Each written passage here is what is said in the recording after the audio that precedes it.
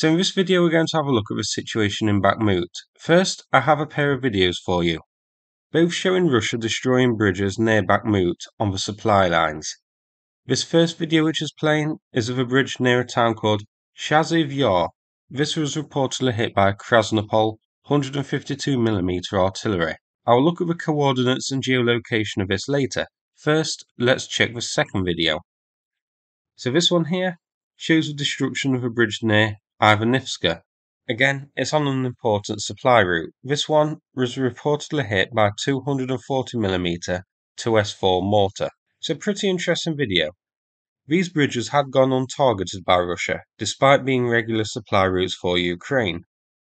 I'm guessing the reasoning for this was that Russia wanted to keep the bridges standing to use themselves in the future, confident that they would capture Bakhmut and be able to continue pushing east. The fact that these now have been destroyed is a sign that Russia is shifting to the defensive here near Bakhmut rather than the offensive. Here are the two bridges, Shaziv Yar to the north, Ivanivske to the south. Both of these, as you can see, are on key supply roads into the town of Bakhmut. Let's zoom in on each bridge first. Here's Shaziv Yar. So the bridge is roughly 70 meters plus, but the river itself is smaller, shown here to be around 18 meters. I think this would be an easy enough crossing to put a new bridge over with bridging equipment and that sort of thing. The river isn't too sizable, and incidentally, on the Google Maps image, it looks like there is another bridge there already, or some sort of structure. It may be a dam, I'm not sure what. The Ivanivske bridge is about 30 meters or so across, this one spanning a small ravine. I'm not sure how deep this ravine is or how difficult this one will be to cross. Hopefully the bridge isn't too badly damaged and it can be makeshift repaired to allow vehicles to cross it further. But who knows, I just don't have the information on this ravine at the moment. Here is the rough location on deep states. So these are on key supply roads, both of the roads leading into Bakhmut. And the situation in Bakhmut is Ukraine is holding on to the western sectors of the edge of the town.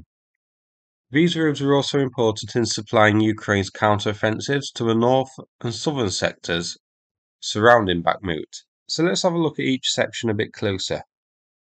So while this bridge to the north's destruction may hamper supplies until it's fixed, or the river is crossed with bridging equipment to the push around Bodanivka and Kromova, it wouldn't really impact the pushes further north as these are supplied via other roads.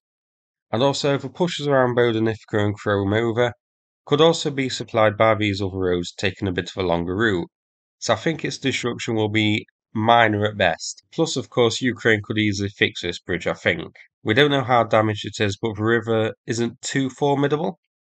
The Ivanivske bridge, as well as providing a lifeline for Bakhmut, will also help supply that push south towards Klishchiivka. But the push a bit further south to the west of Klishchiivka, which you can see, is again supplied from elsewhere. But either way, I think the problems caused at the northern bridge at Shaziv Yar will be minimal. The Ivanivske bridge could be a problem because this road is very close to the Russian lines. This road here, near Ivanivske, has been hit hard. We've seen many videos and photos of how many Ukrainian vehicles have been lost along here. So it's clearly in range and zeroed in on by Russia. The bridge being down I think will hamper supplies here. But given Ukraine's ongoing push here towards the north and south, I can't see it having much of an effect here. Ukraine can still supply these counter-offensives, and will likely find a way to still supply Bakhmut. The southern bridge may pose a problem, but Shaziv Yar I can't see posing too much difficulty. Before we finish, here's the Bakhmut situation on the 10th of May. And here, today's situation. So Russia has certainly been pushed back to the north and south, relieving pressure on those key supply roads and keeping them open.